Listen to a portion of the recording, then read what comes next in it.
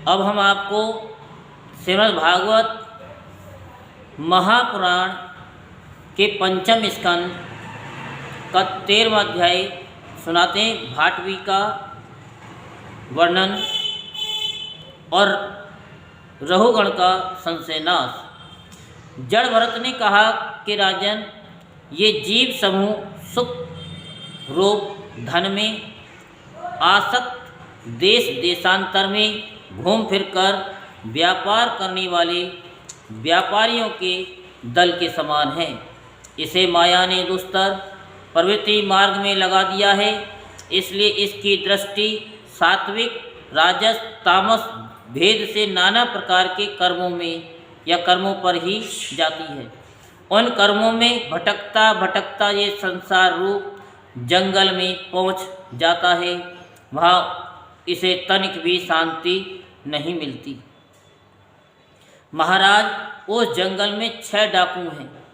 ध्यान से सुनिए। इस वाणिक समाज का नायक बड़ा दुष्ट है। उसके नेतृत्व में जब ये वहाँ पहुँचता है तब ये लुटेरे बलात् इसका सब माल मत्ता लूट लेते हैं तथा भेड़िए जिस प्रकार भेड़ों के झुंड में घुसकर उन्हें खींच ले जाते हैं, उसी प्रकार इसके साथ रहने वाले गीदड़ ही इसे असावधान देखकर इसके धन को इधर उधर खींचने लगते हैं। वह जंगल बहुत सी लता, घास और झाड़ू झंखार के कारण वह दुर्गम हो रहा है। उसमें तीव्र डांस और मच्छर इसे चैन नहीं लेने देती।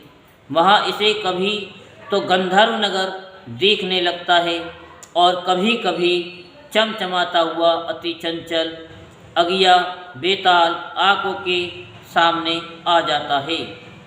ये वणिक समुदाय इस वन में निवास स्थान, जल और धनादि में आसक्त होकर इधर उधर भटकता रहता है। कभी बवंडर से उठी हुई धूल के द्वारा जब सारी दिशाएं धूमाच्छादित सी हो जाती है और इसकी आँखों में भी धूल भर जाती है तो इसे दिशाओं का ज्ञान भी नहीं रहता। कभी इसे दिखाई न देने वाले झींगरों का कर्ण कटु शब्द सुनाई देता है। कभी उल्लुओं की बोली से इसका चित्त व्यथित हो जाता है। कभी इसे भूख सताने लगती है तो ये निंदनीय वृक्षों का ही सारा टटोलने लगता है और कभी प्यास से व्याकुल होकर मृग तृष्णा की ओर दौड़ लगाता है। कभी जलहीन नदियों की ओर जाता है। कभी अन्न न मिलने पर आपस में एक दूसरे से भोजन प्राप्ति की इच्छा करता है। कभी दावानल में घुसकर अग्नि से झुलस जाता है और कभी यक्ष लोग इसके प्राण खींचने लगते हैं तो ये खिन्न होने लगता है। कभी अपने से अधिक बलवान लोग इसका धन छीन लेते हैं। ये तो दुखी होकर शोक और मोह से अचेत हो जाता है और कभी गंधर्व नगर में पहुंचकर घड़ी भर के लिए सब दुख भूलकर खुशी मनाने लगता है। कभी पर्वतों पर चढ़ना चाहता है तो कांटे और कंकड़ों द्वारा पैर चलनी हो जाने से उदास हो जाता है। कुटुंब बहुत बढ़ जाता है और उदर पूर्ति का साधन नहीं होता तो भूख की ज्वाला से संतप्त होकर अपने ही बंधु बांधवों पर खींचने लगता है। कभी अजगर सर्प का ग्रास बनकर वन में फेंके हुए मुर्दे के समान पड़ा रहता है। उस समय इसे कोई सुध बुध नहीं रहती। कभी दूसरे विषैले जंतु इसे काटने लगते हैं तो उनके विषय के प्रभाव से अंधा होकर किसी अंधे कुएं में गिर पड़ता है और घोर दुख में अंधकार में बेहोश पड़ा रहता है। कभी मधु खोजने लगता है तो मक्खियाँ इसके नाक में दम कर देती हैं और इसका सारा अभिमान नष्ट हो जाता है।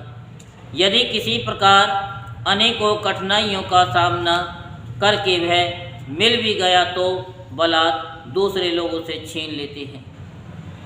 कभी शीत, घाम, आंधी और वर्षा से अपनी रक्षा करने में असमर्थ हो जाता है।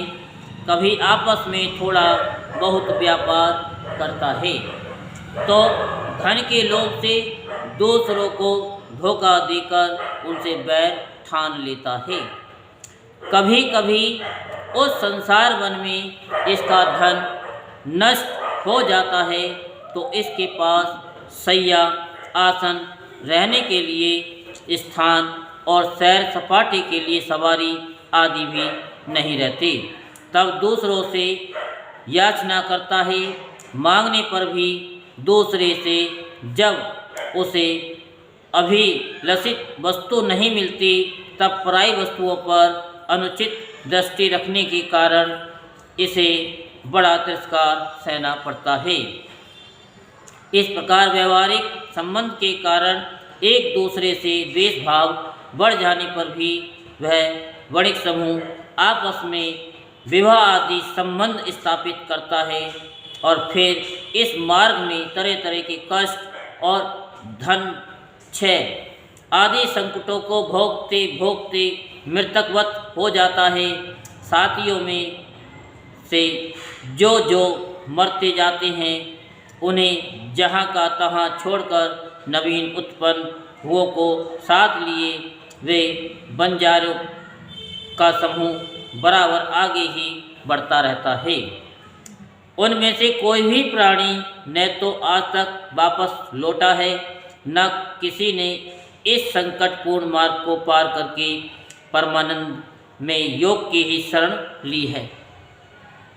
जिन्होंने बड़े बड़े दिक्पालों को जीत लिया वे धीरे धीरे और वे धीर वीर पुरुष भी पृथ्वी में ये मेरी है ऐसा अभिमान करके आपस में बैर ठान कर संग्राम भूमि में जूझ जाते हैं तो भी उन्हें भगवान विष्णु का वह अविनाशी पद नहीं मिलता जो बैरहीन परमहंसों को प्राप्त होता है।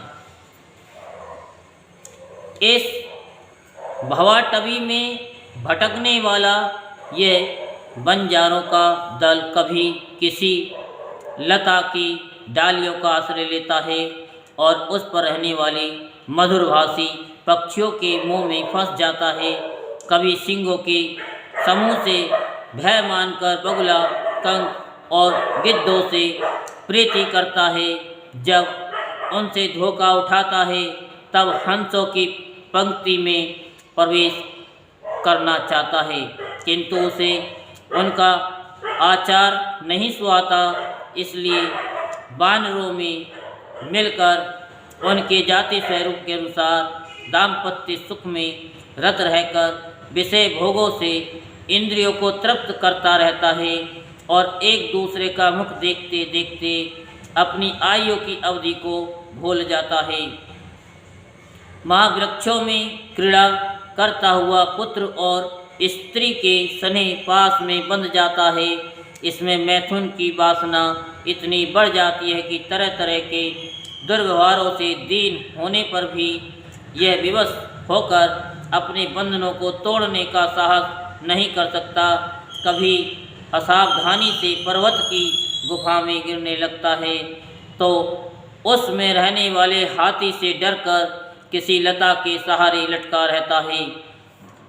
यदि किसी प्रकार इसे इस आपत्ति से छुटकारा मिल जाता है तो यह फिर अपने गोल में मिल जाता है। जो मनुष्य माया की प्रेरणा से एक बार इस मार्ग में पहुंच जाता है उसे भटकते भटकते अंत तक अपने परम पुरुषार्थ का पता नहीं लगता। रहुगण, तुम भी इसी मार्ग में भटक रहे हो, इसलिए अब प्रजा को दंड देने का कार्य छोड़कर समस्त प्राणियों के सुहृद हो जाओ और विषयों में अनासक्त होकर भगवान सेवा में तीक्ष्ण किया हुआ ज्ञान रूप खड्ग लेकर इस मार्ग को पार कर लो।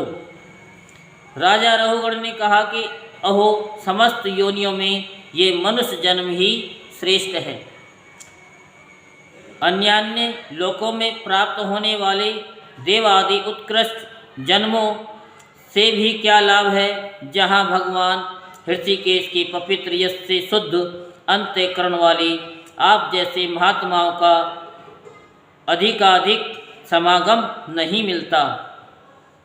आपके चरण कमलों की रज का सेवन करने से जिनके सारे पाप ताप नष्ट हो गए हैं, उन महानुभावों को भगवान की विशुद्ध भक्ति प्राप्त होना कोई विचित्र बात नहीं है। मेरा तो आपके 2 घड़ी के सत्संग से ही सारा कुतर्क मूलक अज्ञान नष्ट हो गया है, लेकिन जो माइक में सुन रहे हैं उनकी समझ में ये कथा नहीं आ रही है। ब्रह्म ज्ञानियों में जो वयोवृद्ध हों उन्हें नमस्कार है, जो शिशु हों उन्हें नमस्कार है, जो युवा हों उन्हें नमस्कार है, जो क्रीड़ारत बालक हों उन्हें भी नमस्कार है। जो ब्रह्मज्ञानी ब्राह्मण अवधूत वेश से पृथ्वी पर विचरते हैं, उनसे हम जैसे ऐश्वर्योन्मत्त राजाओं का कल्याण हो। श्री सुखदेव जी कहते हैं, उत्तरानंदन, इस प्रकार उन परम प्रभावशाली ब्रह्म ऋषि पुत्र ने अपना अपमान करने वाले सिंधु नरेश रहुगण को भी अत्यंत करुणावश आत्म तत्व का उपदेश दिया। तब राजा रहुगण ने दीन भाव से उनके चरणों की वंदना की। फिर वे परिपूर्ण समुद्र के समान शांत चित्त और उपेंद्रिय होकर पृथ्वी पर विचरने लगे। उनके सत्संग से परमात्म तत्व का ज्ञान पाकर सौवीरपति रहुगण ने भी अंतःकरण में अविद्यावश आरोपित देहात्म बुद्धि को त्याग दिया। राजन, जो लोग भगवत आश्रित अनन्य भक्तों की शरण ले लेते हैं, उनका ऐसा ही प्रभाव होता है। उनके पास अविद्या ठहर नहीं सकती। राजा परीक्षित ने कहा कि महाभागवत मुनिश्रेष्ठ, आप परम विद्वान हैं। आपने रूपकादि के द्वारा अप्रत्यक्ष रूप से जीवों के जिस संसार रूप मार्ग का वर्णन किया है, उस विषय की कल्पना विवेकी पुरुषों की बुद्धि ने की है। वह अल्प बुद्धि वाले पुरुषों की समझ में सुगमता से नहीं आ सकता। अतः मेरी प्रार्थना है कि इस दुर्बोध विषय को रूपक का स्पष्टीकरण करने वाले शब्दों से खोल करके समझाइए, और अभी खोल करके समझाइए। यहीं पर श्रीमद् भागवत महापुराण के 5वें स्कंद का 13वां अध्याय संपूर्ण होता है। बोलो वृंदावन बिहारी लाल की जय। जय श्री राधे श्याम, जय जय श्री राधे श्याम, जय जय श्री राधे श्याम।